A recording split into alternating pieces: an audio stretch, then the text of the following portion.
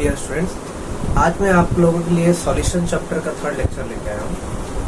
आज हम कौन से टॉपिक देखने वाले हैं, ये तो आप लोगों ने थंबनेल में देख ही लिया होगा। आज हम टॉपिक देखने वाले हैं, पहला topic saturated, unsaturated and super saturated solution. Super saturated solution. इसके अलावा हम देखेंगे सॉल्युबिलिटी क्या होता है, ठीक है, और factor affecting solubility, factor affecting solubility,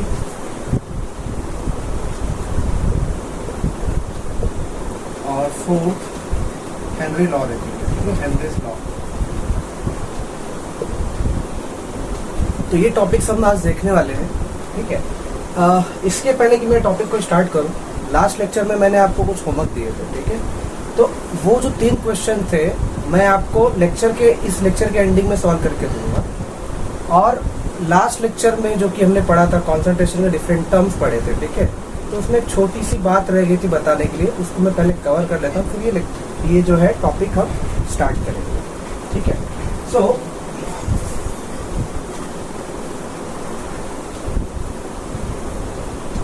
ये पॉइंट आप लिख लीजिए। लास्ट टाइम आपको याद होगा कि हमने ये कॉन्सेंट्रेशन टर्म पढ़े थे 5, ठीक है।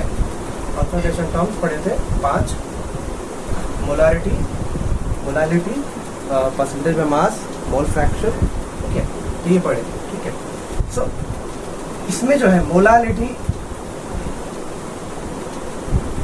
मोल फ्रैक्शन,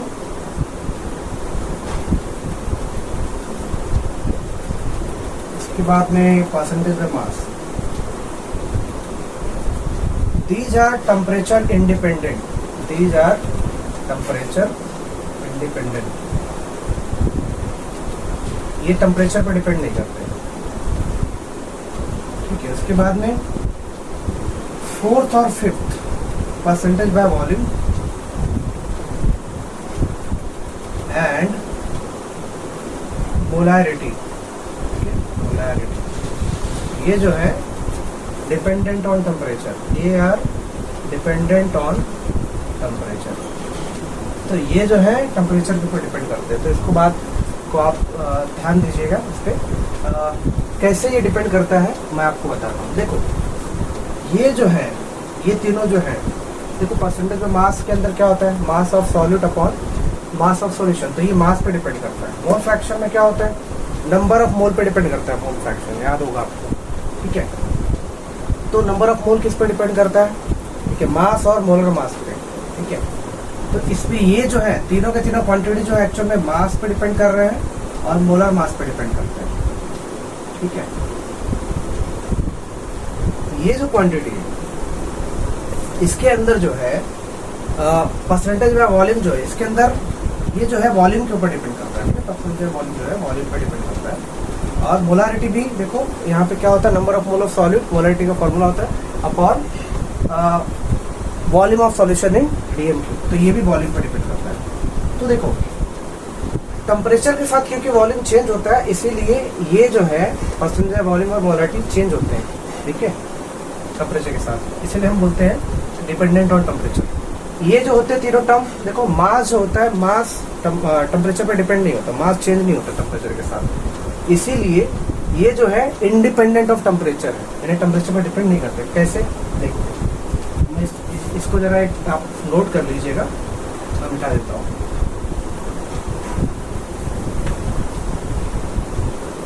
तो टेम्परेचर पर कैसे डिपेंड करता है और कैसे नहीं करता वो देखिए। जैसे मान लो एक सॉल्यूशन है, इसमें मैंने लिया मिथाइल अल्कोहल CH3OH, ठीक है, और वाटर लिया। तो वाटर और मिथाइल अल्कोहल को मिलकर मैंने एक सॉल्यूशन बनाया। मान लो ये जो है 50 ml है और ये जो है 150 ml है, ठीक है। टोटल सॉल्यूशन मान लो ऑलमोस्ट 200 ml का हो गया, ठीक है। तो अगर मैं सुबह मान लो मॉर्निंग की बात करूँ, मान लो मॉर्निंग में मैंने मिथाइल अल्कोहल और वाटर को मिलाया, तो मॉर्निंग में टेम्परेचर क्या होता है, काफ़ी डाउन होता है, मान लो 20 डिग्री सेल्सियस के करीब होता है। तो उस टाइम पे जब मैं परसेंटेज ऑफ वॉल्यूम निकालूंगा तो क्या आएगा, इसका 50 ml होगा, ये 150 ml होगा, ये 200 ml होगा। तो परसेंटेज ऑफ वॉल्यूम क्या होता है? वॉल्यूम ऑफ सॉलिड कितना है? 50 ml and volume of solution 200 ml into 100। तो ये जो है जब आप कैलकुलेट करोगे तो ये कितना हो जाएगा?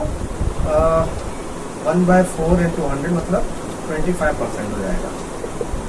ठीक है। अच्छा, अगर मान लो हम यही परसेंटेज ऑफ वॉल्यूम जो है दोपहर को निकालें तो होगा क्या? देखो, क्योंकि दोपहर को टेम्परेचर थोड़ा सा ज़्यादा होगा तो ये जो है 50 ml ना रह के CH3OH क्या हो जाएगा? थोड़ा सा बढ़ जाएगा। ठीक है, तो हो सकता है ये मान लो 52 ml हो जाए। मालूम ना, टेम्परेचर की वजह से वॉल्यूम थोड़ा सा बढ़ता है। और ये मान लो पूरा मिला जुला के सॉल्यूशन जो है 205 ml हो जाए। तो जब दोपहर को निकालोगे परसेंटेज ऑफ वॉल्यूम तो क्या हो जाएगा? ये हो जाएगा percentage of volume equal to 52 ml upon 205 ml into 100। तो ये परसेंटेज ऑफ वॉल्यूम कुछ और आएगा। ठीक है, अलग आएगा। तो ये सुबह में कुछ और था और शाम को थोड़ा सा कुछ अलग रहेगा। तो परसेंटेज ऑफ वॉल्यूम जो होता है टेम्परेचर के साथ चेंज हो रहा है। ठीक है, उसी तरह से मोलारिटी भी चेंज होगा। ठीक है, मोलारिटी भी चेंज होगा। मोलारिटी के अंदर भी देखो वॉल्यूम ऑफ सॉल्यूशन आता है ना, यहाँ पे number of mole of solute और वॉल्यूम ऑफ सॉल्यूशन। तो वॉल्यूम ऑफ सॉल्यूशन क्योंकि चेंज हो रहा है टेम्परेचर के साथ, इसीलिए मोलारिटी भी चेंज होगी। ठीक है, तो ये टेम्परेचर डिपेंडेंट है, टेम्परेचर के ऊपर डिपेंड करता है। ठीक है, इसके अलावा अब मैं बाकी जो अगर क्वांटिटी की बात करूँ, मैं मोलारिटी, मोल फ्रैक्शन, इन सब की बात करूँ तो इसके अंदर क्या होता है? मास होता है। जैसे मान लो मैंने 50 ग्राम शुगर जो है 150 ग्राम वाटर में मिक्स किया तो ये ऑलमोस्ट 200 ग्राम सॉल्यूशन बनाएंगे मिलके, बराबर। ओके, बंद करके रखो। अच्छा, अब देखो, अगर मैं मॉर्निंग में 50 ग्राम शुगर 150 ग्राम वाटर मिलाऊं तो 200 ग्राम सॉल्यूशन बनेगा। ठीक है, तो परसेंटेज ऑफ मास कुछ तो कुछ आएगा। ठीक है, कितना आएगा? तो percentage of mass is equal to mass of solute कितना है? 50 ग्राम, मास ऑफ सॉल्यूशन कितना? 200 ग्राम इंटू 100, तो ये आ जाएगा 25%। दोपहर को जब हम देखेंगे तो दोपहर को क्या होगा? देखो, दोपहर को थोड़ा सा टेम्परेचर बढ़ेगा तो टेम्परेचर बढ़ने से मास तो बढ़ता नहीं है ना, घटता है। ठीक है, देखो क्लोज ही है कंटेनर। ठीक है, तो मास ना तो बढ़ेगा ना घटेगा, तो मास का कोई चेंज होने वाला नहीं है। तो इसीलिए मास चेंज नहीं होगा, इसलिए परसेंटेज ऑफ मास भी चेंज नहीं होगा। चाहे आप सुबह में निकालो परसेंटेज ऑफ मास, चाहे दोपहर को निकालो, परसेंटेज ऑफ मास चेंज नहीं होता। मोलालिटी भी चेंज नहीं होता, मोल फ्रैक्शन भी चेंज नहीं होता। क्योंकि देखो मोलालिटी के अंदर क्या होता है? Number of mole of solute. Molality में क्या होता है? मोलालिटी में क्या होता है? Number of mole of solute. Number of mole of solute. ठीक है, तो number of mole of solute किस पर डिपेंड करता है? मास ऑफ सॉल्यूट। ठीक है, अच्छा यहाँ पे थोड़ा फॉर्मूला ले लेता हूँ। ये हो जाएगा मास of solute is KG. Mass of solute is KG. देखो मोलारिटी किस पे डिपेंड करता है? ये number of mole of solute पे। तो number of mole of solute कहता है मास of solute upon molar mass of solute. Mass of solute change होगा और मोलर मास किसी सब्सटेंस का चेंज नहीं होता। तो ये जो है टेम्परेचर पर डिपेंड नहीं करता, मोल फ्रैक्शन पे टेम्परेचर पर डिपेंड नहीं करता। तो ये बात थी जो लास्ट लेक्चर में रह गई थी। आपको एक्चुअली में क्वेश्चन पूछता है कि which of the following quantity is temperature dependent, तो आपको बताने आना चाहिए। ठीक है, चलिए आज आगे के लेक्चर में बढ़ते हैं। पहला सॉल्यूशन के बारे में हम ये जो है तीनों सैचुरेटेड सॉल्यूशन, अनसैचुरेटेड सॉल्यूशन क्या होता है ये सब देखेंगे। तो सबसे पहले मान लो ये कंटेनर है और इस कंटेनर के अंदर मैंने पानी लिया और पानी के अंदर वो शुगर मिक्स कर दिया। ठीक है, मान लो 10 ग्राम शुगर मिक्स कर दिया और पानी जो है वो 100 ग्राम है। तो 10 ग्राम शुगर मिक्स करोगे तो क्या होगा? शुरू में मान लो थोड़ा सा शुगर ऐड किया तुमने 10 ग्राम, तो क्या होगा? बहुत तेजी से डिजॉल्व होता है। मानो आपको शुरू में जब हम डिजॉल्व करते हैं तो क्या होता है? डिजॉल्व जो होता है बहुत तेजी से होता है। क्यों? क्योंकि पानी जो है एकदम पूरा खाली पड़ा हुआ है, तो शुगर डालोगे तो आराम से डिजॉल्व हो जाएगा। अच्छा, अब अगर ये 10 ग्राम डिजॉल्व हो गया, मान लो 10 ग्राम डिजॉल्व हो गया, अब इसके अलावा आप और 10 ग्राम डालते हो। ठीक है, और 10 ग्राम डालोगे। अब ये जो 10 ग्राम दोबारा डालोगे वो उतना इजीली डिजॉल्व नहीं होगा। ठीक है, क्यों? क्योंकि ऑलरेडी पहले से ही 10 ग्राम इसके अंदर शुगर डिजॉल्व हो चुका है। तो अब ये उतना ज़्यादा पानी जो है उतना डिजॉल्व इजीली नहीं कर सकता। ठीक है, ओके। फिर आप ऐसे डिजॉल्व करते जाओ, तो एक मालूम है आपको मैक्सिमम लिमिट होती है ना। वाटर की भी डिजॉल्व करने की एक मैक्सिमम कैपेसिटी होती है, ठीक है। जैसे मान लो शुगर तुम ऐड करते जाओ, तो ऐसा नहीं है कि जितना हद तक चाहो उतना हद तक ऐड करूँगा।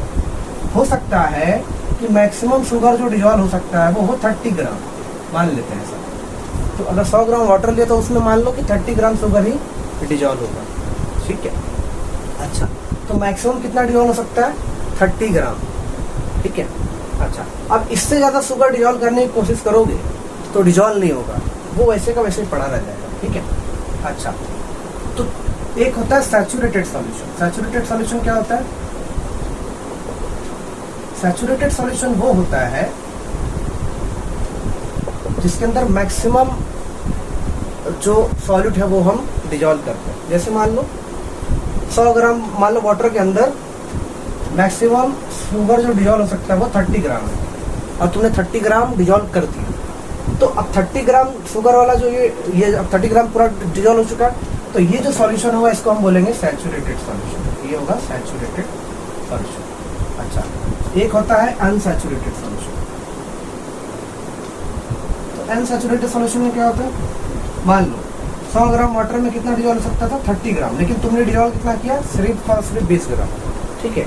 तो अभी भी 10 ग्राम डिजॉल्व हो सकता है, ठीक है। यानी ये अभी सैचुरेट नहीं हुआ है। देखो आप बोलते ना कि सर अब मत पढ़ाओ, हमारा दिमाग अब सैचुरेट हो गया, मतलब भर गया अभी, अब नहीं, इससे ज़्यादा दिमाग में नहीं जाएगा, ठीक है। तो इसका सैचुरेशन पॉइंट क्या है? 30 ग्राम तक डिजॉल्व कर सकता है, लेकिन ये आपने 20 ग्राम में डिजॉल्व किया है। तो ये जो सॉल्यूशन बनेगा इसको आप क्या बोलोगे? Unsaturated solution. तीसरा होता है सुपर सैचुरेटेड। अच्छा, मैक्सिमम क्वांटिटी इसमें कितनी डिजॉल्व कर सकते हैं शुगर की? मान लो 30 ग्राम, लेकिन आप 40 ग्राम डाल दो उसके अंदर, शुगर जो है 40 ग्राम डाल दो, तो क्या होगा? 30 ग्राम तो डिजॉल्व हो जाएगा, लेकिन 10 ग्राम जो है वो डिजॉल्व नहीं होगा। तो अब इसके अंदर क्या है? 10 ग्राम एक्स्ट्रा शुगर बच गया, ठीक है, जो कि डिजॉल्व नहीं होगा। तो इसको हम क्या बोलेंगे? Super saturated. क्या बोलेंगे? Super saturated solution. Saturated solution. तो ये 3 तरह के सॉल्यूशन होते हैं, ठीक है, ये आपको मालूम होना चाहिए, ठीक है। सैचुरेटेड सॉल्यूशन में क्या होता है? मैक्सिमम जितना डिजॉल्व करना चाहिए उतना डिजॉल्व हो जाता है। अनसैचुरेटेड में क्या होता है? जितना मैक्सिमम डिजॉल्व करना चाहिए उससे कम ही डिजॉल्व करते हो। और इसके अंदर क्या होता है? जैसे मान लो 30 ग्राम से ज़्यादा डिजॉल्व कर दिया, ठीक है, तो जितना डिजॉल्व हो सकता है उससे भी ज़्यादा हम डालते हैं, तब ये अनसैचुरेटेड सॉल्यूशन बनता है। अच्छा, देखो डिजॉल्व होने का प्रोसेस में एक चीज़ होती है, आप बुक में देखोगे तो एक होता है क्रिस्टलाइजेशन। जैसे मान लो ऐसे दिया होगा शुगर, मान लो सॉल्यूट प्लस सॉल्वेंट। देखो सॉल्यूट और सॉल्वेंट डिजॉल्व होकर क्या बनते हैं? सॉल्यूट और सॉल्वेंट डिजॉल्व होकर क्या बनते हैं? सॉल्यूशन। और बुक में ऐसा दिया होगा रेट ऑफ, ये हो गया होगा डिजॉल्यूशन, और यहाँ पे दिया होगा क्रिस्टलाइजेशन। तो ये क्या दिखा रहा है? ये डबल एरो। तो फिर डबल एरो अगर आपने 11th में पढ़ा होगा तो डबल एरो क्या दिखाता है कि ये जो है दोनों, ये जो रिएक्शन है दोनों डायरेक्शन में हो रहा है, ठीक है, ऐसा दिखा रहा है। अच्छा, देखो जब भी आप डिजॉल्व करते हो, मान लो पानी के अंदर आपने शुगर डिजॉल्व कर दिया, ठीक है, इसके अंदर आपने शुगर डिजॉल्व कर दिया।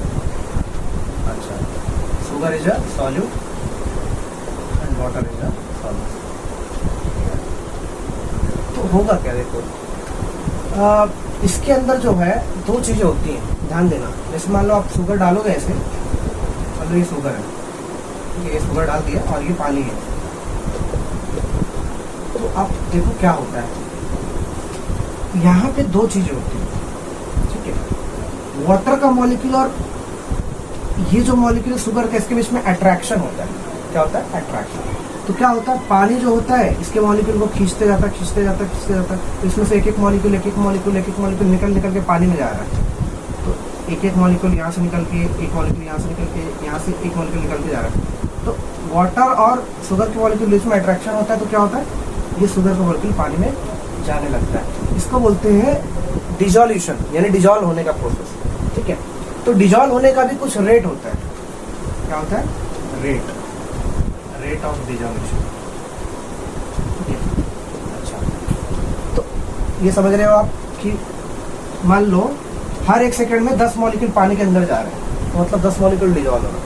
ठीक है, मान लो रेट ऑफ डिजोल्यूशन स्टार्टिंग में 10 मॉलिक्यूल पर सेकंड। अच्छा, जब ये मॉलिक्यूल पानी के अंदर जाते हैं, मान लो चले गए पानी के अंदर, तो क्या होता है, ये पानी के अंदर जब जाएंगे तो इधर से उधर ये सॉलिड के मॉलिक्यूल घूमते रहते हैं पानी के अंदर, और घूमते घूमते घूमते वापस आके कभी टकरा भी जाते हैं इससे।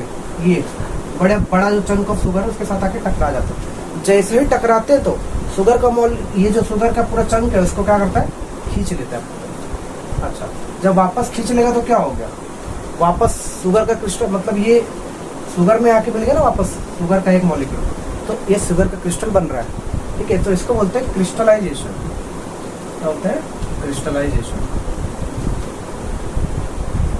अच्छा, तो देखो क्या हो रहा है, साइमल्टेनियसली जब आप किसी भी चीज को डिजोल्व करते हो, शुगर को जब पानी में डिजोल्व करते हो तो 2 चीजें होती है। एक तो डिजोल्यूशन भी होता है, यानी पानी में जा रहा है लगातार शुगर, और जो पानी में शुगर जाता है वो लगातार क्या करता है, टकरा टकरा के इसके वापस इसके ऊपर आके क्रिस्टलाइज भी होता रहता है। दोनों प्रोसेस साथ साथ में चलते रहते हैं। ठीक है, अच्छा, रेट ऑफ डिजोल्यूशन क्या होता है, स्टार्टिंग में रेट ऑफ डिजोल्यूशन 10 मॉलिक्यूल पर सेकंड होता है, मान लो, मतलब ज्यादा होता है। रेट ऑफ डिजोल्यूशन जो होता है ज्यादा होता है, और रेट ऑफ क्रिस्टलाइजेशन शुरू में मान लो 0 मॉलिक्यूल पर सेकंड। मैं ऐसा क्यों बोल रहा हूँ, देखो मान लो शुरू में तुमने शुगर डाला, सब भूल जाओ, ध्यान देना फिर से। मान लो शुगर मॉलिक्यूल डाला तुमने, पानी एकदम खाली है, तो क्या होगा, बहुत तेजी से शुगर मॉलिक्यूल पानी के अंदर जाएगा, तो डिजोल्व होने का रेट काफी तेज है। लेकिन क्रिस्टलाइज होने के लिए क्या चाहिए, क्रिस्टलाइज होने के लिए चाहिए इसके अंदर, पानी के अंदर कुछ शुगर के मॉलिक्यूल होना चाहिए। ठीक है, तो स्टार्टिंग में तो शुगर के कोई मॉलिक्यूल पानी में है ही नहीं, इसीलिए स्टार्टिंग में कोई क्रिस्टलाइज होगा नहीं। ठीक है, तो शुरू में क्या होगा, 0 मॉलिक्यूल पर सेकंड क्रिस्टलाइजेशन। अब धीरे धीरे क्या होता है, डिजोल्यूशन का रेट ऐसे है मान लो। ठीक है, तो लगातार शुगर अंदर बढ़ते जा रहा है, शुगर अंदर क्या हो रहा है, बढ़ते जा रहा है। ठीक है, उसके बाद में क्या होगा, शुगर जब लगातार बढ़ते जाएगा पानी के अंदर, तो क्या होगा, वो और ज्यादा टकराने लगेगा, तो इसके साथ आके टकराने लगेगा तो क्रिस्टलाइज होगा। तो टाइम के साथ क्या होगा, ये जो है क्रिस्टलाइजेशन का रेट बढ़ते जाएगा। ठीक है, क्रिस्टलाइजेशन का रेट क्या होगा, बढ़ते जाएगा। तो टाइम के साथ क्या होता है, क्रिस्टलाइजेशन का रेट बढ़ते जाता है, बढ़ते जाता है, बढ़ते जाता है, और डिजोल्यूशन का रेट कम होता है। देखो आपको मालूम है, शुरू में बहुत तेजी से डिजोल्व होगा, और कुछ टाइम के बाद क्या होगा, डिजोल्व कम होगा। तो टाइम के साथ क्या होता है, रेट ऑफ डिजोल्यूशन ये गिरते जाएगा। ठीक है, तो ये गिर गिर के मान लो 5 मॉलिक्यूल पर सेकंड आ गया। ठीक है, और रेट ऑफ क्रिस्टलाइजेशन क्या होता है, बढ़ते जाता है, और ये मान लो बढ़ बढ़ के कितना हो गया, 5 मॉलिक्यूल पर सेकंड। तो समझ रहे हो क्या हो रहा है, रेट ऑफ डिजोल्यूशन 10 से 5 पे आ गया, और रेट ऑफ क्रिस्टलाइजेशन 0 से 5 पे आ गया। तो एक टाइम आता है जब रेट ऑफ डिजोल्यूशन और रेट ऑफ क्रिस्टलाइजेशन दोनों क्या हो जाते हैं, इक्वल हो जाते हैं। जब ये दोनों इक्वल हो जाते हैं उस टाइम पे सॉल्यूशन जो होता है इक्विलिब्रियम में आता है और सैचुरेटेड सॉल्यूशन बन जाता है। ठीक है, उस टाइम पे क्या होता है, देखो 5 मॉलिक्यूल डिजोल्व हो रहे होंगे और 5 मॉलिक्यूल क्रिस्टलाइज हो रहे होंगे। ठीक है, तो उस टाइम पे क्या होता है, 5 मॉलिक्यूल आ रहे हैं और 5 मॉलिक्यूल जा रहे हैं, मतलब कुल मिला जुला के कुछ नहीं होता। ठीक है, ना डिजोल्व हो रहा है ना क्रिस्टलाइज हो रहा है। ठीक है, जैसे देखो शुरू में क्या था, 10 मॉलिक्यूल जा रहे थे, 0 मॉलिक्यूल आ रहे थे, तो मतलब क्या हो रहा था, डिजोल्यूशन का प्रोसेस हो रहा था। 10 मॉलिक्यूल जा रहे थे लेकिन एक भी मॉलिक्यूल आ नहीं रहा, तो शुरू में डिजोल्यूशन होता है। ठीक है, लेकिन टाइम के साथ साथ क्या होता है, रेट ऑफ डिजोल्यूशन और क्रिस्टलाइजेशन जब इक्वल हो जाते हैं तो उस टाइम पे ठीक है आगे जो है डिजोल्व होने का प्रोसेस बंद हो जाता है, ऐसा बोल सकते हो। ठीक है, मतलब 5 मॉलिक्यूल जा रहा है और 5 मॉलिक्यूल आ रहा है, तो मैं ऐसा बोल सकता हूँ कि ऑलमोस्ट डिजोल्यूशन नहीं हो रहा है। इसको होते डायनामिक इक्विलिब्रियम। ठीक है, ये आपने केमिकल इक्विलिब्रियम में पढ़ा होगा।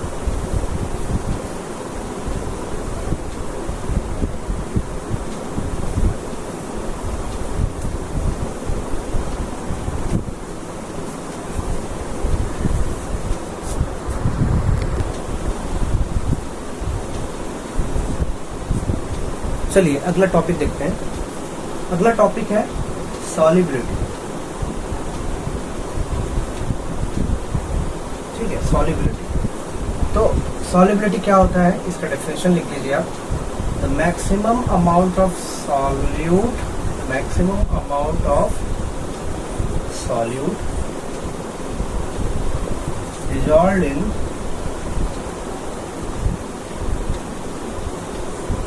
a given amount of solvent, dissolved in a given amount of solvent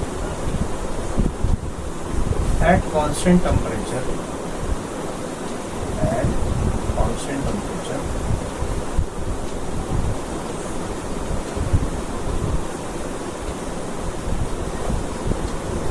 is called solubility of solute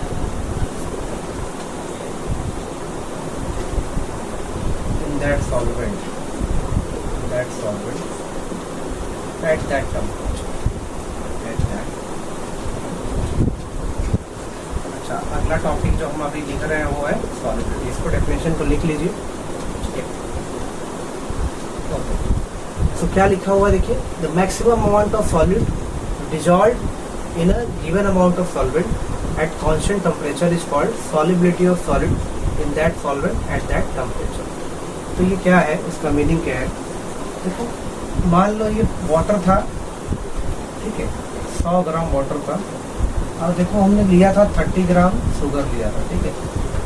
तो देखो हमने देखा था कि लास्ट टाइम की शुगर जो है मैक्सिमम कितना डिजॉल्व कर सकते हो आप, 100 ग्राम वाटर में 30 ग्राम मैक्सिमम शुगर डिजॉल्व कर सकते हो, ठीक है।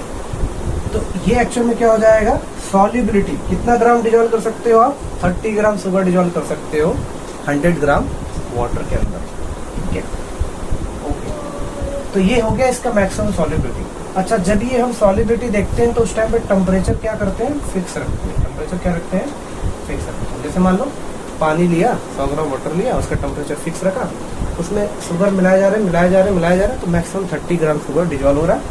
तो हम क्या बोलेंगे, सॉल्युबिलिटी मैक्सिमम कितनी है, 30 gram of sugar in 100 gram of water. अच्छा, ये टेम्परेचर अगर अलग कोई रखते हैं आप, हो सकता है मान लो ये भी 20 डिग्री सेल्सियस पे है साहब, ठीक है।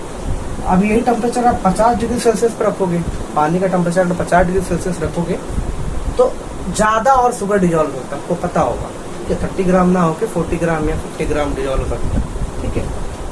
तो अलग अलग टेम्परेचर पे सॉल्युबिलिटी अलग अलग होती है, ठीक है। तो सॉल्युबिलिटी का डेफिनेशन क्या है कि सॉल्युबिलिटी निकालने के लिए हम सबसे पहले टेम्परेचर को क्या करेंगे, कांस्टेंट। अच्छा, टेम्परेचर को कांस्टेंट करोगे। अब जो मैक्सिमम अमाउंट ऑफ सॉल्यूट तुम डिजॉल्व कर सकते हो, amount of solute dissolve in A given amount of solute, तो हमें क्या करना है, कितना मैक्सिमम सॉल्यूट डिजॉल्व कर सकते हो in a fixed amount of solvent at constant temperature. Temperature क्या रखना है, constant. It's called solubility of solute, ठीक है। ये हो गया सॉल्यूट। अच्छा, इसका यूनिट होता है, सॉल्युबिलिटी का यूनिट होता है मोल पर लीटर। अच्छा, ये मोल पर लीटर किसी और का भी यूनिट है, किसका यूनिट था, मोलारिटी। सॉल्युबिलिटी का भी यूनिट सेम है, मोल पर लीटर। कैसे निकालोगे, देखो 30 ग्राम शुगर डिजॉल्व हुआ है, ठीक है। तो 30 ग्राम शुगर का डिजॉल्व हुआ है तो इसका मोल निकाल लो। तो 30 ग्राम डिवाइडेड बाय शुगर का मोलर मास कितना होता है, 342 ग्राम पर मोल। तो ये, ठीक है, कितना मोल हो गया, मान लो कुछ मोल आएगा, ठीक है, कितना आएगा निकाल लेते हैं।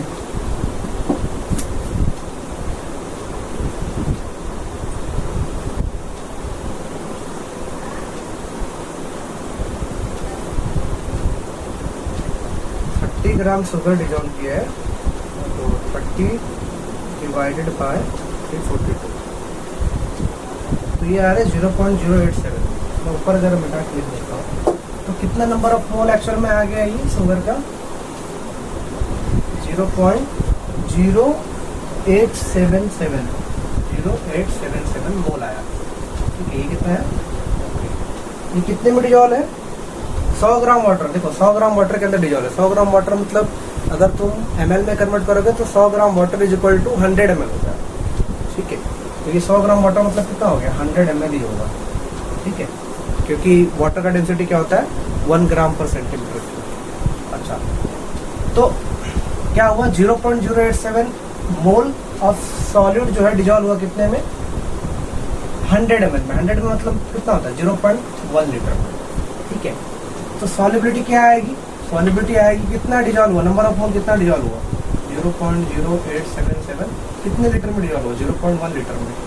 सॉलिबिलिटी कितना जाएगा, ये हो जाएगा 0.877 मोल, ये मोल है पर, सॉलिबिलिटी कितना आ गया 0.877 मोल पर लीटर।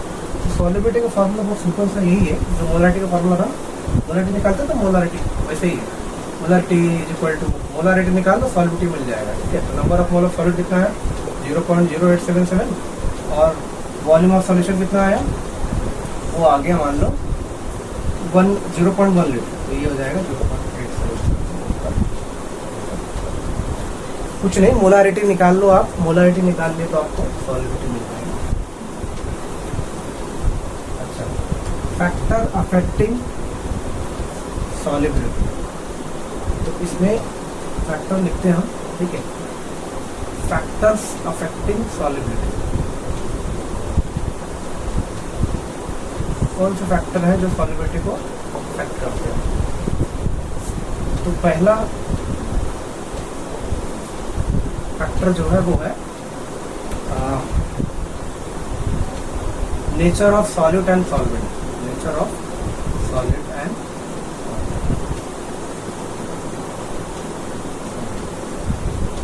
इसमें क्या है, इसके अंदर एक पॉइंट लिख लो आप, nature of like dissolves like, like dissolves like, इसका मतलब क्या है ये समझेंगे हम, ठीक है। लाइक डिजॉल्व्स लाइक, ठीक है, मतलब इसमें स्टेटमेंट लिखो आप पहले, polar solute and ionic solute dissolves in polar solvent, polar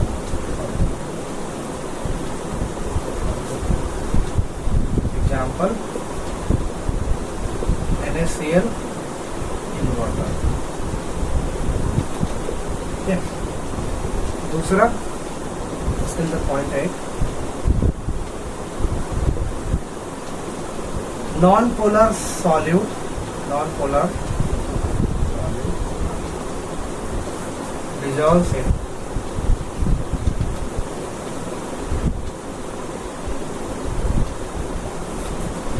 in non-polar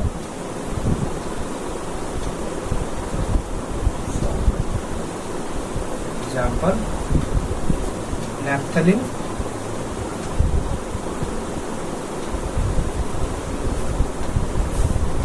dissolves in benzene, dissolves in benzene,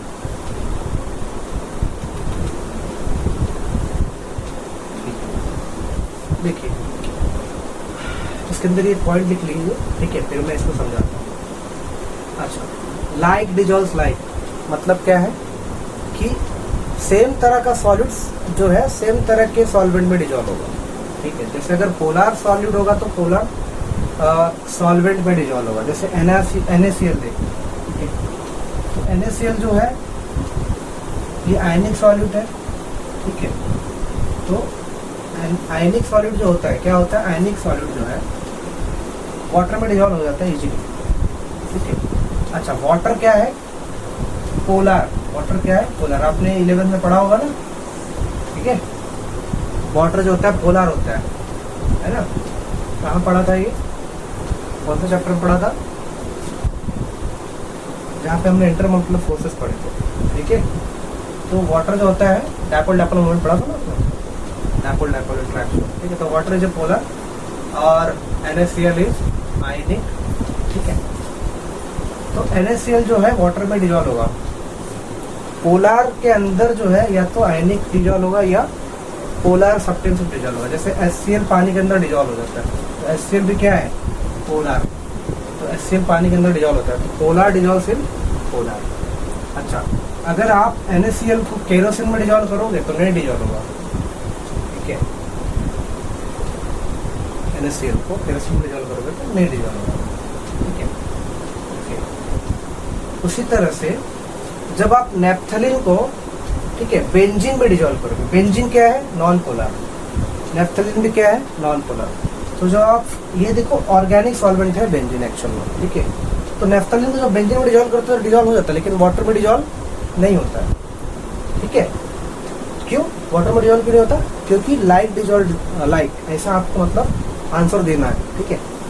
so naphthalene जो है क्या है, नॉन पोलर है, इसलिए वाटर में डिजोल्व नहीं होता। ऐसा क्वेश्चन पूछते हैं कि why naphthalene dissolves in benzene, why naphthalene dissolves in benzene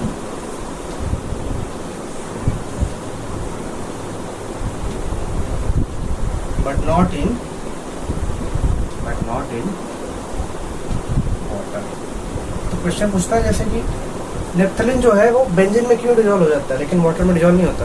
तो नेप्थलीन बेंजीन में इसलिए डिजोल्व हो जाता है क्योंकि नेप्थलीन जो होता है पोलर, नॉन पोलर होता है, और बेंजीन भी नॉन पोलर होता है। लेकिन वाटर क्या होता है, पोलर, इसीलिए नेप्थलीन वाटर के अंदर डिजोल्व नहीं होता, ठीक है। तो ये आपको याद रखना है। इसके बाद में अगला फैक्टर है सॉल्युबिलिटी को जो अफेक्ट करता है वो है temperature. So effect of temperature, effect of temperature on solubility, ठीक है। तो इसमें दो तरह के देखेंगे हम, ठीक है। जैसे मान लो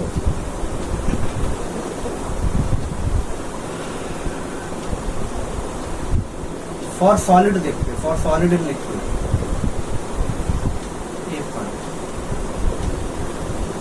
जैसे मान लो दो तरह के देखेंगे हम, ठीक है। For solid in liquid and for gas in liquid. मतलब अगर गैस को लिक्विड में डिजोल्व किया तो उसके लिए टेम्परेचर का क्या असर होगा, और अगर सॉलिड डिजोल्व किया लिक्विड में तो उसके लिए टेम्परेचर का क्या असर होगा। जैसे एग्जांपल के लिए पहले ये वाला देखते हैं हम, ठीक है। तो इस हेडिंग को देखते हैं। जैसे मान लो KCl को तुम डिजोल्व कर दिए पानी के अंदर, ठीक है। KCl को डिजोल्व कर दिए वाटर के अंदर, तो KCl डिजोल्व किया तुमने किसके अंदर, वाटर, ठीक है। तो टेम्परेचर बढ़ाओगे तो क्या होगा, क्या सॉल्युबिलिटी बढ़ेगा कि घटेगा, तो ये किस पे डिपेंड करता है, ठीक है। तो फॉर सॉलिड इन लिक्विड, यानी जब सॉलिड को लिक्विड के अंदर डिजोल्व करोगे तो वेदर इट सॉल्युबिलिटी इंक्रीज और डिक्रीज, इट डिपेंड्स ऑन, ठीक है। तो solubility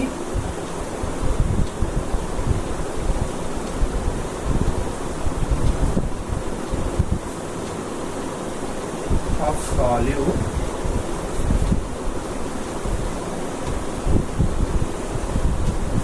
changes with change of temperature, change of temperature,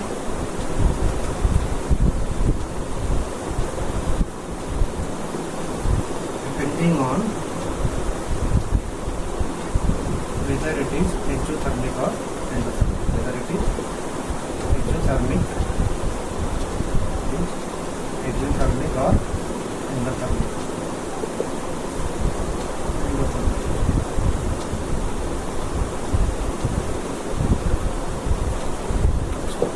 क्या है ये सब, क्या लिखा है मैंने, ठीक है। Solubility of solid changes with change of temperature depending whether it is exothermic और एंडोथर्मिक प्रोसेस। मतलब KCl को तुमने डिजोल्व किया, ठीक है। तो KCl को जब तुम डिजोल्व करोगे, ठीक है, तो होता क्या, देखो KCl को जब पानी के अंदर डिजोल्व करते हैं ना, तो सॉल्यूशन जब बनता है, जब सॉल्यूशन बनता है तो ये जो सॉल्यूशन बनने का प्रोसेस है, जैसे मान लो KCl प्लस वाटर दोनों मिलकर क्या बनाते हैं, KCl सॉल्यूशन, क्या बनाते हैं, KCl सॉल्यूशन। तो ये जो प्रोसेस होता है, इस प्रोसेस के दौरान क्या होता है, कुछ ना कुछ हीट ऑब्जर्व करता है, कौन, KCl, ठीक है। अच्छा, तो जो KCl का सॉल्यूशन बनता है, it is a endothermic process, ठीक है। एंडोथर्मिक आपको मालूम है, 11 में देखा होगा कि किसी प्रोसेस के दौरान अगर हीट ऑब्जर्व होती है तो एंडोथर्मिक प्रोसेस होता है। जब KCl का सॉल्यूशन बनाया जाता है तो KCl क्या करता है, हीट ऑब्जर्व करता है। आपको पता है KCl को जब आप पानी में डालोगे ना तो पानी थोड़ा सा ठंडा हो जाता है। पानी इसलिए ठंडा हो जाता है क्योंकि KCl जो है ना थोड़ा सा हीट ऑब्जर्व कर लेता है, तो हीट ऑब्जर्व करने की वजह से थोड़ा सा ठंडा हो जाता है, ठीक है। अच्छा, तो मैं क्या बोल रहा हूँ कि देखो, पहले तो जानो कि कोई प्रोसेस एंडोथर्मिक है कि एक्सोथर्मिक है, ठीक है, ये जानना जरूरी है, ठीक है, तब जाके तुम्हें पता चलेगा कि टेम्परेचर बढ़ाने से क्या होगा।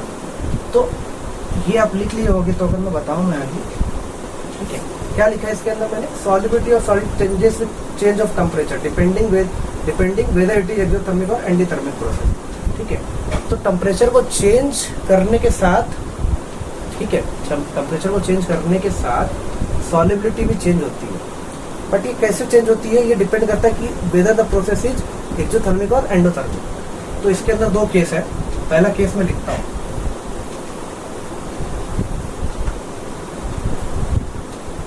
if the process is endothermic,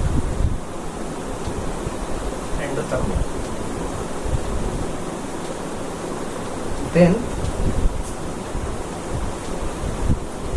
on increasing temperature,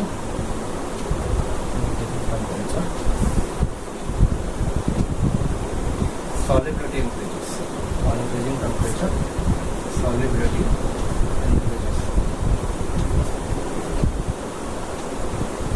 ठीक है,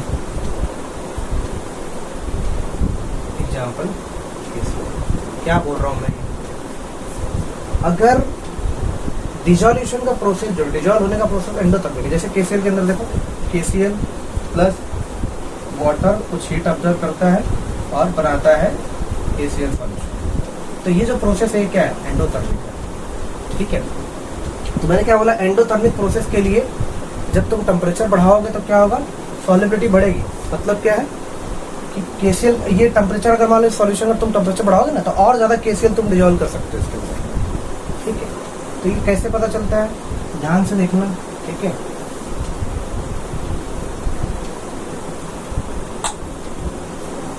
ध्यान से देखना, ठीक है। सो देखो, ली सेटलेस प्रिंसिपल पढ़ा था आपने, ली सेटलेस प्रिंसिपल 11th में पढ़ा था, क्या पढ़ा था,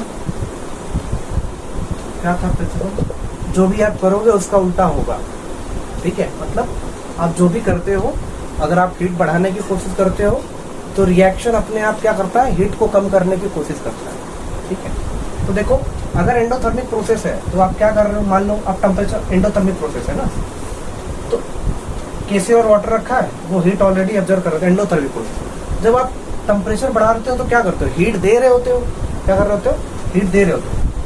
तो क्या होगा, जब हीट आप दोगे तो हीट बढ़ेगा, ठीक है। तो जब हीट बढ़ेगा तो बाय ली सेटले प्रिंसिपल क्या होना चाहिए, हीट घटना चाहिए, ठीक है। हीट क्या होना चाहिए, घटना चाहिए, ठीक है।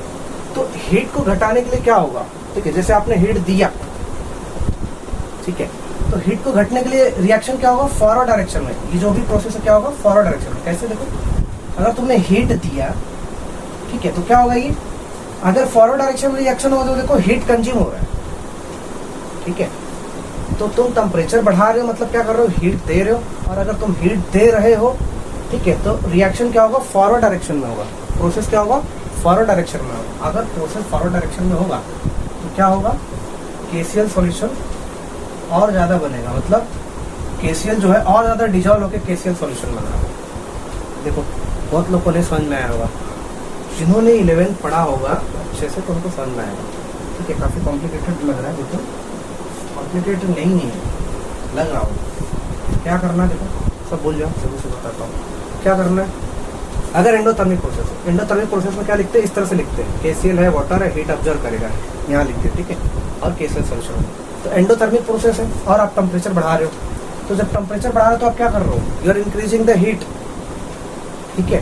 तो हीट कौन सी, तो ठीक है, हीट बढ़ाया तो आप क्या, ली सेटले प्रिंसिपल क्या होता है, अगर हीट बढ़ाओ तो हीट कम करने की कोशिश करेगा प्रोसेस। तो अगर तुमने हीट बढ़ाया तो रिएक्शन किस डायरेक्शन में होगा, हीट कम करने के लिए, फॉरवर्ड डायरेक्शन में। अगर देखो फॉरवर्ड डायरेक्शन में रिएक्शन होगा तभी तो हीट कम होगा ना, देखो हीट कंज्यूम हो रहा है यहाँ पे फॉरवर्ड डायरेक्शन में, ठीक है। तो हीट कंज्यूम हो रहा है तो हीट कम हो गया, तो रिएक्शन कहाँ होगा, फॉरवर्ड में। और रिएक्शन अगर फॉरवर्ड में होगा तो क्या होगा, केसीएल और ज्यादा डिजॉल्व होगा, ठीक है। दूसरा देखो, ली सेटले प्रिंसिपल जिसको पता होगा उसी को समझ में आएगा, हो सकता है नहीं तो समझ ना आता है, ठीक है। अच्छा, if the process is exothermic, अच्छा एक्सोथर्मिक, जैसे एग्जांपल के लिए पहले लिख लेता हूँ। Then temperature, then on increasing temperature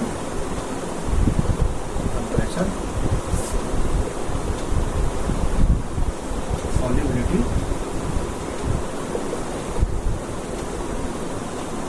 decreases. Example, Na2SO4 solution।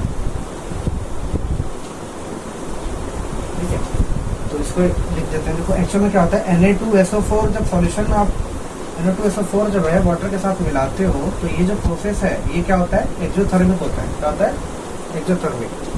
ठीक है, तो ये बनेगा Na2SO4 सॉल्यूशन प्लस कुछ ना कुछ हीट क्या होगा, इवॉल्व होगा। ठीक है, एक्सोथर्मिक में ऐसे लिखते हैं ना कि Na2SO3 वाटर के साथ में क्या कर रहा है, मिल रहा है, मिलने के बाद सॉल्यूशन बना रहा है और कुछ हीट बाहर दे रहा है। तो एक्सोथर्मिक में ही होता है। ठीक है, अच्छा इसके लिए अगर आप मान लो तुम क्या करते हो, टेम्परेचर बढ़ाते हो। टेम्परेचर बढ़ा मतलब हीट दे रहे हो, तो हीट दे रहे हो तो हीट बढ़ गया। ठीक है, हीट बढ़ाया तुमने, क्या किया, टेम्परेचर देके हीट बढ़ाया, तो क्या सॉल्यूशन अब क्या होगा, लीस्ट हार्टली प्रिंसिपल के हिसाब से हीट कम करने की कोशिश। तो हीट कम करने के लिए कौन सा डायरेक्शन रिएक्शन है, बैकवर्ड या forward, backward direction. Backward direction में अगर रिएक्ट करेगा तो क्या होगा, देखो हीट कुछ लेगा और Na2SO4 सॉल्यूशन जो है कुछ हीट लेगा और क्या बनाएगा, Na2SO4 और वाटर। ठीक है, तो बैकवर्ड डायरेक्शन में रिएक्शन मतलब प्रोसेस होगा। तो बैकवर्ड डायरेक्शन में प्रोसेस होने से क्या होगा, देखो और Na2SO4 बनेगा, और Na2SO4 बनेगा। इसका मतलब क्या है कि तुम टेम्परेचर बढ़ा रहे हो तो Na2SO4 और बन रहा है, मतलब और Na2SO4 टेम्परेचर बढ़ाने से बाहर और बनते जा रहा है, मतलब पानी से बाहर निकल रहा है, सॉल्यूशन से निकल के फिर से देखो Na2SO4 जो है सॉल्यूशन से बाहर निकल के क्या बन जा रहा है, बाहर निकल जा रहा है। ठीक है, पहले क्या था, सॉल्यूशन के अंदर था, अब क्या है, बाहर निकल जा रहा है। तो Na2SO4 बाहर निकल रहा है मतलब क्या होगा, सॉल्युबिलिटी घट गई। सॉल्युबिलिटी क्या हो गई, घट गई। पता नहीं तुम्हें क्या करना है। ठीक है, फिर से देखते हैं। ठीक है, चलो अच्छा वापस देखते हैं। ये एक्सोथर्मिक रिएक्शन, तुम क्या करते हो, हीट देते हो, हीट दोगे तो क्या होगा, हीट कम करने की कोशिश। हीट कम करने के लिए क्या होगा, हीट बैकवर्ड डायरेक्शन में रिएक्शन होगा, तो हीट कंज्यूम होगा। हीट कंज्यूम होने के बाद में क्या होगा, यहाँ पे जब हीट कंज्यूम हो तो बैकवर्ड डायरेक्शन में रिएक्शन हो, तो बैकवर्ड डायरेक्शन में क्या हो रहा है, Na2SO4 फॉर्म हो रहा है। तो अगर Na2SO4 फॉर्म हो रहा है, पानी के अंदर Na2SO4 सॉल्यूशन है, ये इसमें से Na2SO4 बाहर निकल रहा है। तो बाहर निकल रहा है मतलब क्या होता है, सॉल्युबिलिटी कम हो रहा है ना, सॉल्युबिलिटी क्या हो रहा है, कम हो रहा है। ये पॉइंट लिख लो, अगर नहीं भी समझा होगा ज़्यादा तो कोशिश करेंगे, कमेंट करना, नहीं समझ में आया होगा तो। फिर आपको केमिकल इक्विलिब्रियम का एक चैप्टर देखना पड़ेगा 11th का, अगर नहीं समझा होगा। जिन्होंने ये पढ़ा होगा चैप्टर उनको समझ में आ गया होगा।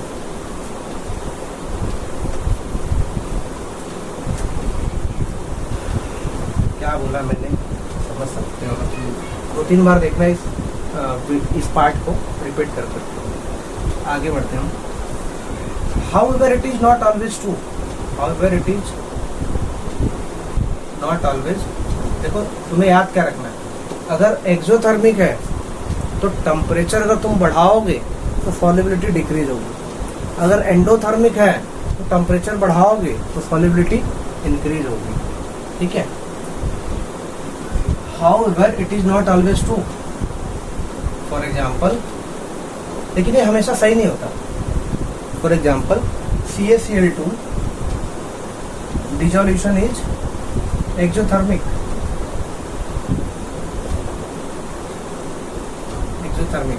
अच्छा, अगर एक्सोथर्मिक प्रोसेस है तो क्या होगा, टेम्परेचर बढ़ाने से क्या होगा, ठीक है, टेम्परेचर बढ़ाने से सॉल्युबिलिटी क्या होगी, घटेगी। लेकिन इसका क्या होता है, सॉल्युबिलिटी इंक्रीज होता है। ठीक है, तो CaCl2 में ये फॉलो नहीं होता। ठीक है, जैसे मैंने बताया, जो बताया वो फॉलो नहीं होता। ठीक है, तो हमेशा ये ट्रू नहीं होगा। ठीक है, ध्यान रखिए। However it is not always true। For example CaCl2 dissolution is exothermic but solubility increases on increasing temperature। Temperature increase करने पे क्या होना चाहिए, घटना चाहिए।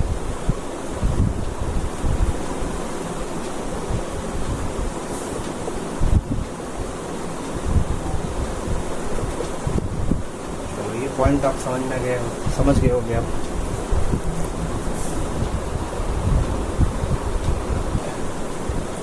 नाउ अगला टॉपिक जो हम देखेंगे वो है सॉल्युबिलिटी ऑफ गैसेस।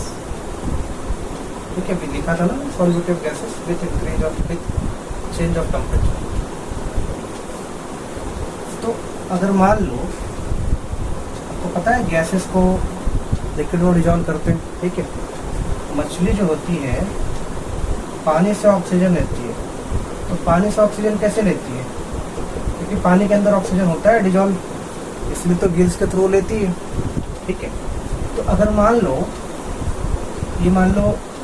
इसके अंदर जो है मैंने कुछ ऑक्सीजन डिजॉल्व करके रखा है, ठीक है। इसके अंदर मैंने कुछ ऑक्सीजन गैसेस डिजॉल्व करके पानी के अंदर रखा है।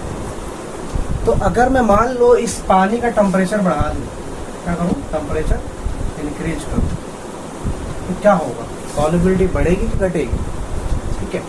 तो क्या होगा, अगर मान लो ये पानी का टेम्परेचर तुम बढ़ाओगे, ठीक है, तो पानी का टेम्परेचर बढ़ाने से क्या होगा, अंदर जो गैस के मॉलिक्यूल डिजॉल्व है वो क्या होंगे, एक्सपांड होंगे। और एक्सपांड होंगे तो क्या होगा, वो जो है धीरे धीरे बाहर निकल जाएंगे कुछ मॉलिक्यूल।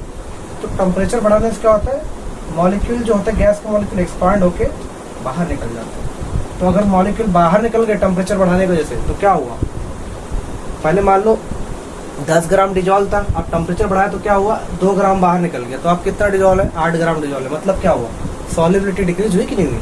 ठीक है। तो टेम्परेचर बढ़ाने से क्या होता है, सॉल्युबिलिटी क्या हो जाती है, डिक्रीज हो जाती है, ठीक है। तो solubility of gases in liquid decreases with increase of temperature.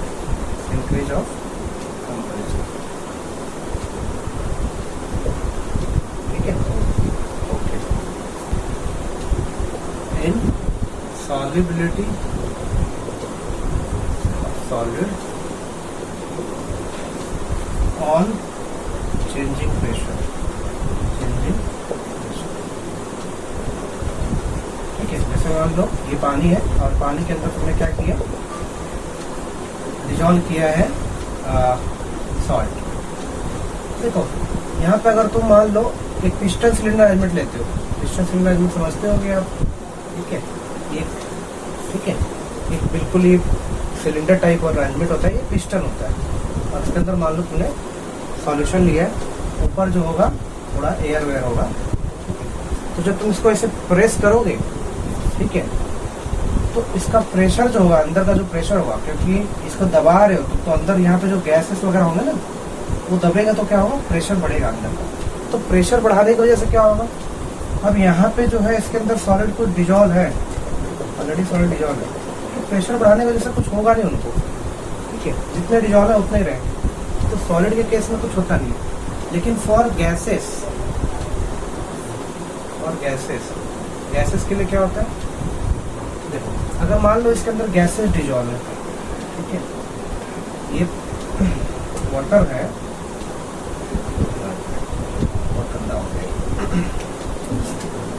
ठीक है, तो ये मान लो वाटर है और इस वाटर के अंदर मान लो तुमने कुछ गैस डिजॉल्व करके रखी है, ठीक है, गैस डिजॉल्व, यही गैस है, ठीक है।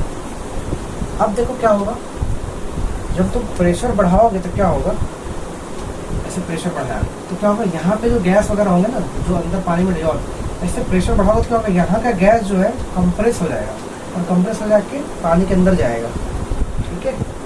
तो जब प्रेशर बढ़ाते हो तो गैस अंदर जाता है, और तो गैस पानी के अंदर और जा रहा है, मतलब क्या हो रहा है, सॉल्युबिलिटी बढ़ रही है। तो for gases solubility increases on increasing the solubility increases on increasing the pressure.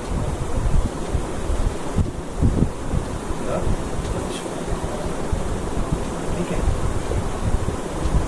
जैसे कि सॉफ्ट ड्रिंक की जो बॉटल होती है, इसके अंदर आपको पता है कि उसके अंदर जो है सॉफ्ट ड्रिंक के अंदर जब भरा जाता है, ठीक है, कार्बन डाइऑक्साइड भरा जाता है, तो उसको प्रेशराइज करके भरा जाता है। तो प्रेशराइज करके उसको भर देते हैं, उसके बाद में उसको ढक्कन लगा देते हैं। तो उससे क्या होता है, ज़्यादा कार्बन डाइऑक्साइड जो है उसके अंदर, पानी के अंदर मतलब डिजॉल्व हो जाता है सॉफ्ट ड्रिंक के अंदर, और जब हम खोलते हैं तो बहुत सारा कार्बन डाइऑक्साइड जो है बाहर निकलता है। तो प्रेशर जब ज़्यादा रहता है तो गैसेज ज़्यादा डिजॉल्व होते हैं। ठीक है, अच्छा आगे बढ़ते हैं। हेनरी लॉ देखेंगे। ठीक है, Henry law, what is the Henry law? Henry law, Henry law, अच्छा ये लॉ जो है, ठीक है, इस तरह से solubility of gases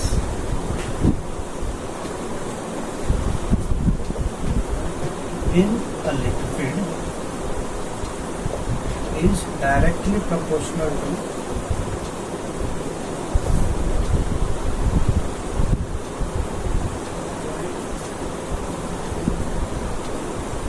pressure of the gas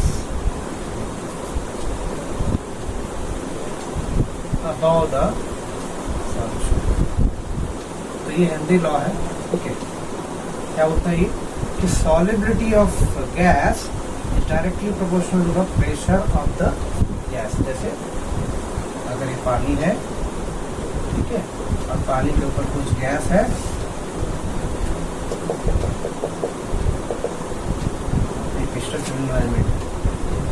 जब तुम प्रेशर बढ़ाओगे तो जितना ज़्यादा प्रेशर होगा सॉल्युबिलिटी, ठीक है, गैस का उतना ज़्यादा होगा। तो ये है सॉल्युबिलिटी और ये है pressure of the gas. Solubility is directly proportional to the pressure of the gas. और सॉल्युबिलिटी, अब मान लो प्रोपोर्शनलिटी के साइन को हटाना तो हमें क्या लगाना पड़ेगा? एक कांस्टेंट लगाना पड़ेगा, और इस कांस्टेंट को हम बोलते हैं हेनरीज कांस्टेंट। हेनरीज कांस्टेंट, ठीक है, इसका एड्रेस देख लेते हैं।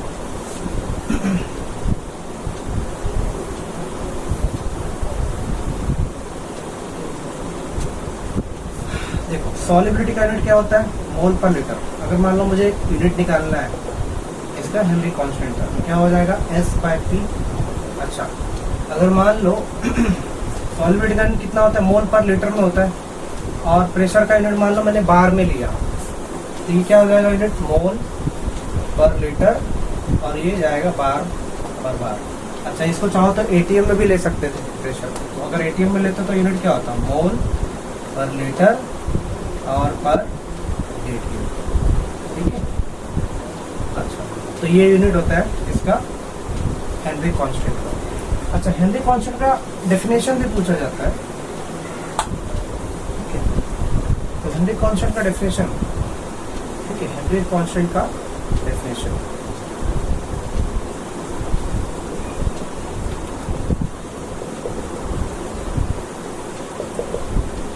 तो देखो अभी तुम्हें मालूम है कि देखो S = KH × P होता है। ठीक है, अगर प्रेशर की वैल्यू तुम क्या कर दो? 1 कर दो, तो ये क्या हो जाएगा? KH × 1 = S। S = क्या हो जाएगा? KH। तो हेनरी कांस्टेंट किसके इक्वल हो गया? सॉल्युबिलिटी के। अगर प्रेशर क्या हो जाएगा? 1, तो हेनरी कांस्टेंट क्या हो जाएगा? सॉल्युबिलिटी के इक्वल हो जाएगा। तो Henry constant is nothing but solubility of the gas when pressure is 1 बार। तो डिफाइन कैसे करेंगे कि ये हेनरी कांस्टेंट क्या है? Solubility of the gas. So Henry constant is solubility of gas when pressure is 1 bar। ठीक है, when pressure is 1 bar। तो ये हो गया तुम्हारा डेफिनेशन। इसको लिख लो, समझ गए होगे कि हेनरी कांस्टेंट क्या है। हेनरी कांस्टेंट क्या है? Is equal to solubility. देख रहे हो ना? तो Henry constant is solubility of the gas when pressure is 1 bar। अच्छा, इसके ऊपर कुछ न्यूमेरिकल करते हैं।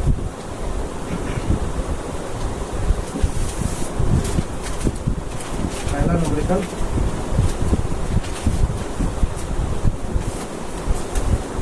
First numerical, what is the concentration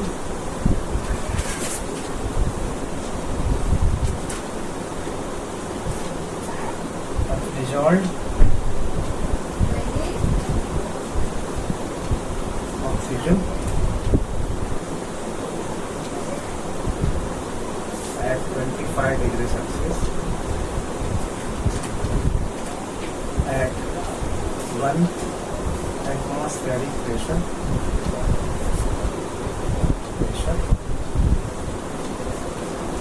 Partial pressure of oxygen, partial pressure of oxygen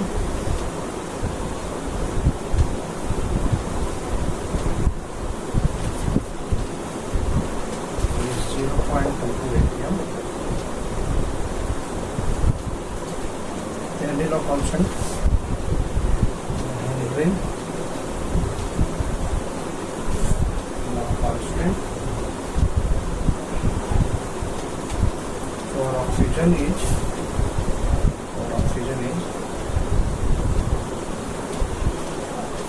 1.3 into 10⁻² minus 3 mole of dm³ per atm per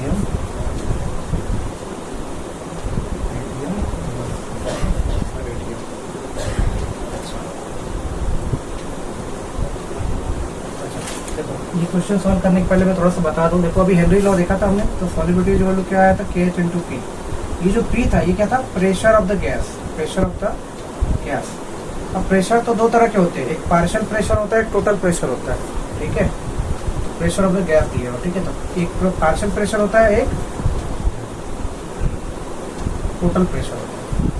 ये क्या है, ध्यान से सुनेंगे, ठीक है। जैसे मान लो ये वाटर है और वाटर के ऊपर तुमने एयर लिया, क्या लिया, एयर लिया।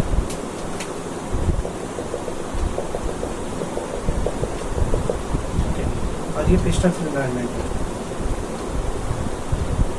ठीक है। अच्छा, तो ये वाटर है, इसके अंदर कुछ एयर डिजॉल्व है।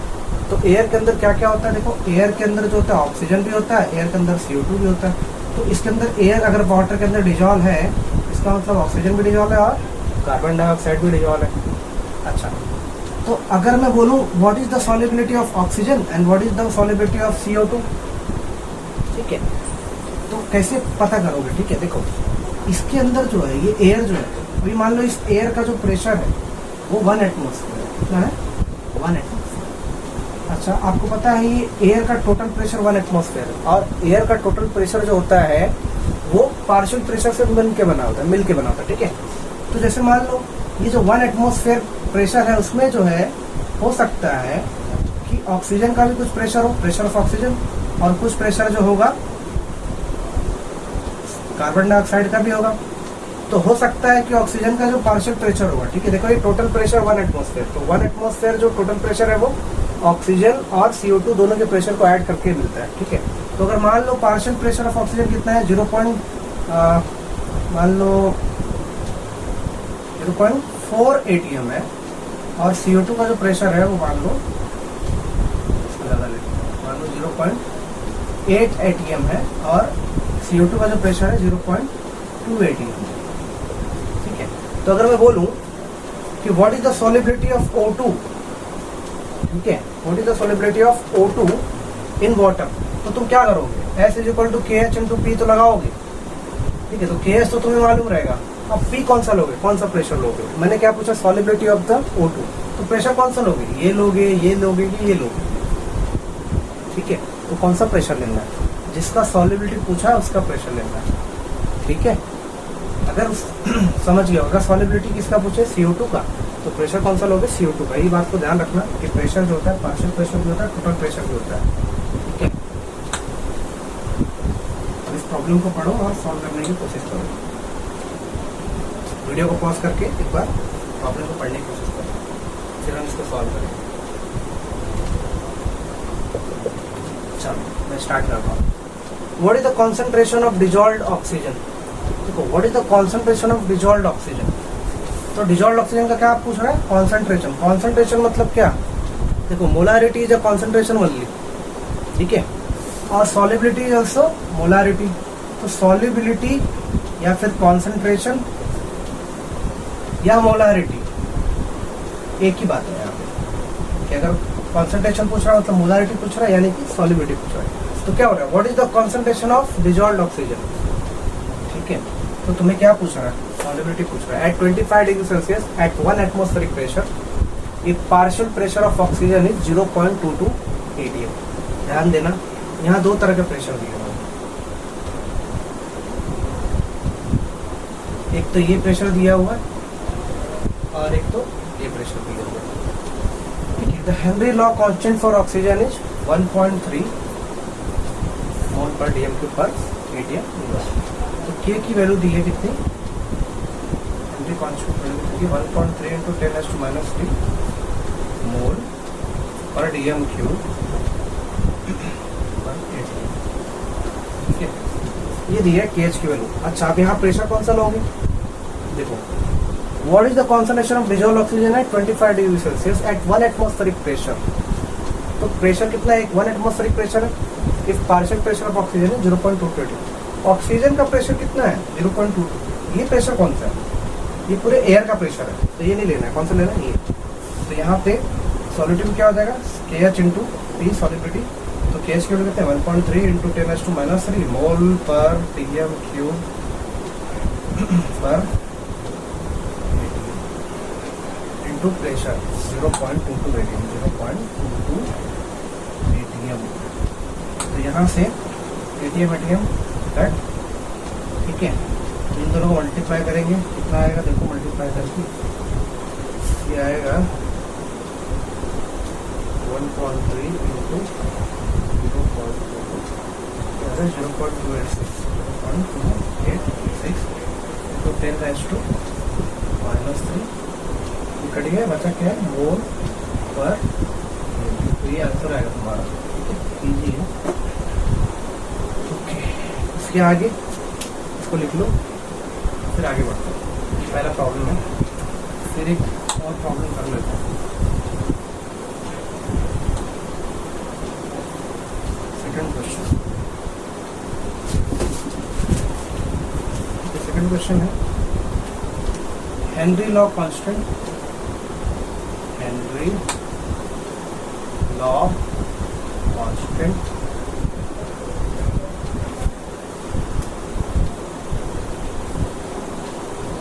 for a gas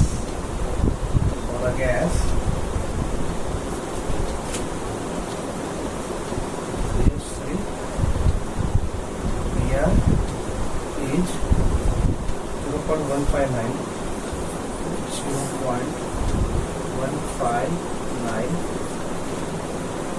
मोल पर dm³ at 25 degree Celsius.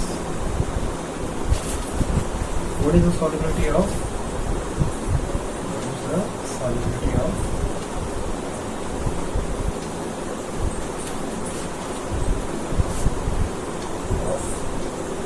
CH3 Br in water at 25 degree Celsius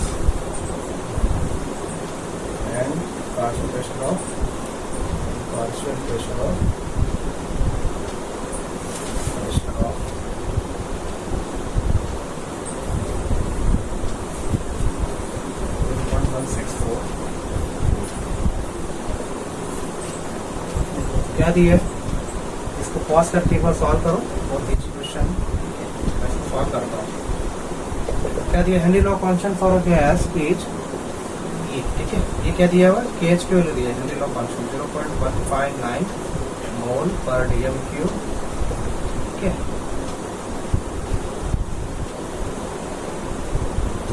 अच्छा, यूनिट भूल गया है, atm इनवर्स आएगा, ठीक है। यहाँ पे लिख लेना, यहाँ पे atm इनवर्स आएगा, इतना भूल गया, ठीक है।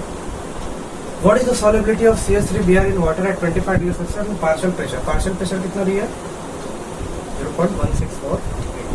बहुत सिंपल सा क्वेश्चन है, ठीक है।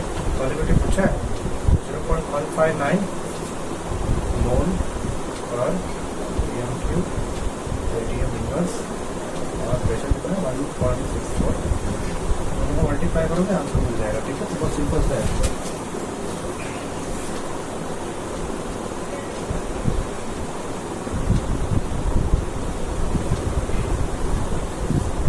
ये आएगा 0.026871, ठीक है, मोल पर।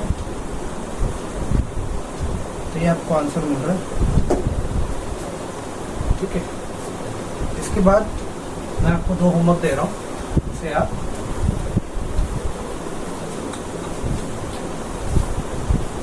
ऐसे करके लाइए। पहला क्वेश्चन है, ठीक है, ये 2 क्वेश्चन आपको सॉल्व करने हैं, इसको देख लीजिए, ठीक है। इसके अंदर जो है इम्पोर्टेंट चीज, पहले आप एटीएम में कन्वर्ट कर लेना, ठीक है। तो आपको पता होगा 1 ATM इज इक्वल टू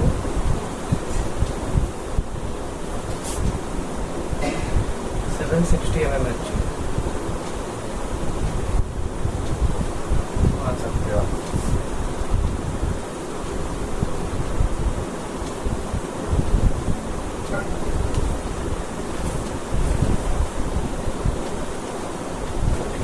इसका आंसर मैं बता देता हूँ, तो इसका आंसर जो है ये रहेगा। इसका आंसर नहीं बता रहा हूँ, आपको इससे ट्राई करके लाओ, फिर देखते हैं, ठीक है। इसके अंदर जो है ये जो दिया 3.8 मिलीग्राम पर लीटर, इसको पहले ये सॉलिबिलिटी दिया हुआ है, इसको आप कन्वर्ट कर लोगे पहले मोल पर लीटर में, ठीक है। ये मिलीग्राम पर लीटर में दिया, मोल पर लीटर में इसको पहले कन्वर्ट करना है, तब क्या प्रॉब्लम सॉल्व कर पाएंगे, ठीक है। इसको अगली बार सॉल्व करके लाइए, फिर अगली बार अगले लेक्चर में सॉल्व करूँगा। तो इसको मिटा रहा हूँ।